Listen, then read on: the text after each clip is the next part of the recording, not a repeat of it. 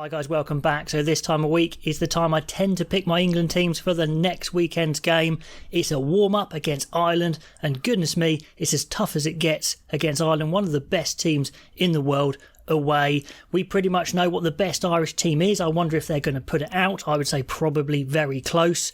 For England, they can't muck around. They have to play what they think is their strongest team right now to get some sort of performance, something out of this game.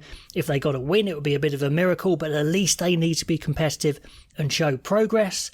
In the last game, they scraped over the line against Wales. The positives were the set piece was decent, the line out especially was excellent, good defence, but nothing in attack. They've got to show some sort of ambition, some sort of deception in attack, because we just haven't seen it yet. But there's still time. They need to perform in this match. So what sort of team would I pick?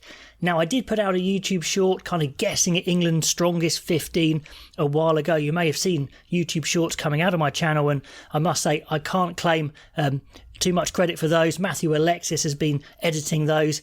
He's a Welsh editor, a Welsh rugby fan, view of the channel, and he said, can I use your long form videos to show off my editing skills? And I was absolutely delighted, loving the results. So yeah, get involved in the YouTube shorts if you haven't already. His contact details are in the YouTube shorts if you need any editing needs. It's only fair for me to say that, so thank you very much, Matthew. But what team would I pick for this game? Very, very tricky. Let's get into it and I'll explain my thinking. I'm not 100% on all the decisions, but this is how I'd go. Now, in the front row, yes, it's not inspiring, but what's the best that England can do? I think it is to start very solid with the best scrum they can get and then bring on some explosive players to come on in the front row if possible. Like I've said before, I liked Genge coming off the bench in that last match against Wales, and he really exploded into the match. The yellow card he got was from a team accumulation of penalties, to be fair, so forget that. Genge coming off the bench is what I want to see again. I think Marler needs to show a little bit more, but I was happy enough to go Genge and Marler as the loose heads. Jamie George is your best hooker by miles. They do need to see other hookers. We didn't even see Theo Dan off the bench because they needed the win so much. But for this game, play Jamie George one more time and then wrap him in cotton wool. You need him. His set piece, his throwing was fantastic, as we know it can be. Tight head is still a problem. Stewart didn't perform to the level I thought he could. So let's go for Dan Cole. I know, again, it's not inspiring, but he came on against Wales and really took the scrum up a level, to be fair to him. Let's see what he can do against the strong Irish scrum. So Marler and Cole, the old stagers. George, the veteran hooker as well. So it's experience to start with. Can they get us off to at least a solid start and then bring on Genge, Dan and Sinclair to try and impact the game, lift the pace of the game? It could be the best that England have. Let's see. Stewart's played 2 games, so he can sit this one out. Second row's tricky. I thought Itoje was pretty decent in the last match. Did a lot of good stuff, good line-out play. Martin, I thought he was struggling. He had a lot of strapping on his leg. Was it a good idea to play him or not? I don't know. On second viewing of the game, he did work hard, made some big tackles. Not too bad. He could go again. In fact, maybe I would say he does go again just to give him one more chance there. On the bench, I'm not sure the injury status of a lot of these players, but Ribbons, Chesham or Hill, I mean, Hill's not going to the World Cup as it stands, but if Ribbons and Chesham are no good, you'd have to go for Hill on the bench as well. I don't think it's worth starting Hill just because he's not going to the World Cup, so that's a bit of a waste. So someone on the bench at least. Let's give Itoje and Martin a second go. I was tempted with playing Laws in the second row. I do think he is England's best second row, but he's so effective at 6. He likes 6. I would have him captaining this team as well in the absence of Farrell. No nonsense, get on with it. Nice and simple from Laws. Again, Genge isn't starting, so I wouldn't go with him. I probably wouldn't go with him anyway. Just let him do his thing, I'd say. Laws is the captain at 6. At 7, well, Ben Earl last game was phenomenal. But then Billy Vunipola, I said he trucked it up, but then comments came out saying, well, actually, sure, he didn't make any mistakes, which he didn't, but he didn't really do anything either.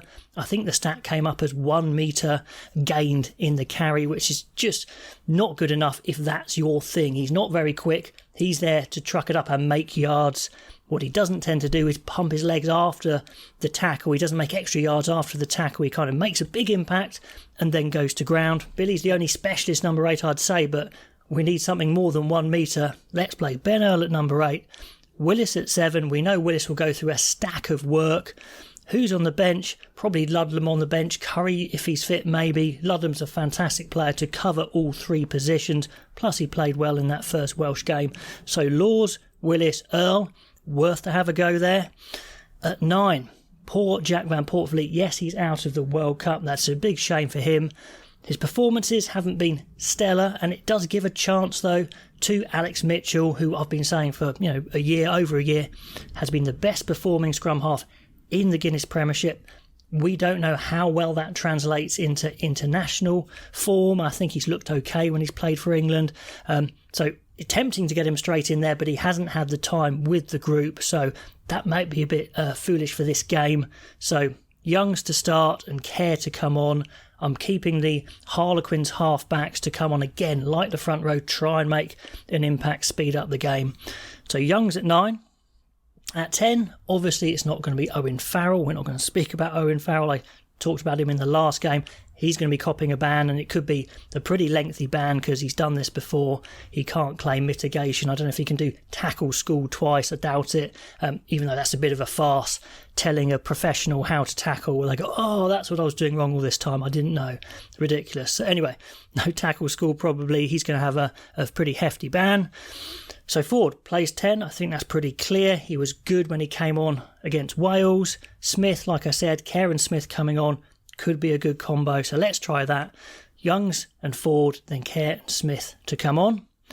12 and 13. Lawrence, he did okay. He punched up fairly hard. How effective was he? A mixed bag, mixed views.